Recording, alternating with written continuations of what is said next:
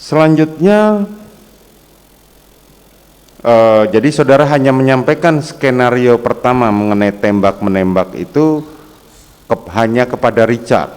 Ke Richard, kemudian setelah itu karena cerita atau skenario itu tembak-menembak anggota Polri, maka saya keluar kemudian menghubungi Karo Provos Brigjen Beni Ali, kemudian Karo Paminal, saya juga menghubungi dari Bareskrim, kemudian dari Polres yang waktu itu yang datang duluan adalah Kasat Serse. Nah, Kasat Serse ini masuk, kemudian saya jelaskanlah skenario itu. Skenario awal itu memang saya masih memasukkan kejadian Magelang waktu itu yang mulia. Makanya mungkin dalam keterangan ada kejadian Magelang, kemudian saya minta untuk tidak usah dimasukkan dalam peristiwa itu. Pak Beni Ali datang juga saya jelaskan secara lengkap. Kemudian Pak Hendra Kurniawan juga saya sampaikan.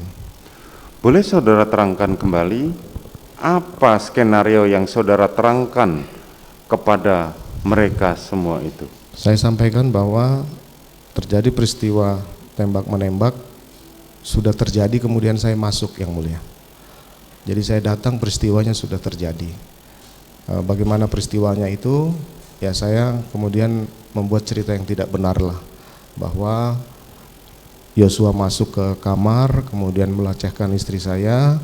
Setelah itu istri saya teriak, kemudian didengar oleh Richard yang sedang ada di atas, membantu kuat untuk menutup pintu, kemudian turun ke bawah. Setelah ditegur, kemudian Yosua menembak Richard, Richard menembak Yosua.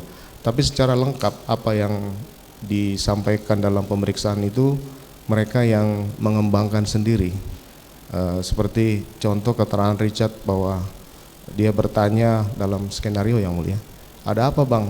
Itu saya tidak menyampaikan itu hanya pengembangan dari yang bersangkutan pada saat pemeriksaan yang mulia. Itu yang saya sampaikan. Nah kemudian, mohon maaf saya lanjutkan. Nah itu yang saya sampaikan, jadi saya tidak ada di TKP waktu itu yang mulia, TKP penembakan. Saya masuk setelah kejadian. Makanya pada saat tanggal 13 itu saya mendapat laporan dari salah satu terdakwa obstruction yang menjelaskan di ruangan saya bahwa CCTV sudah ditonton, kemudian dia menyampaikan sebenarnya bagus, hanya komandan masuk itu Yosua masih nongol di taman. Akhirnya saya kaget waktu itu. Artinya bahwa ternyata CCTV di pos satpam ini masih menyorot Yosua, sehingga tidak sesuai dengan apa yang saya sudah sampaikan kepada 3 terdakwa ini. Makanya saya kemudian memerintahkan untuk memusnahkan dan merusak laptop dan flash disk yang sudah ditonton oleh beberapa terdakwa itu yang mulia.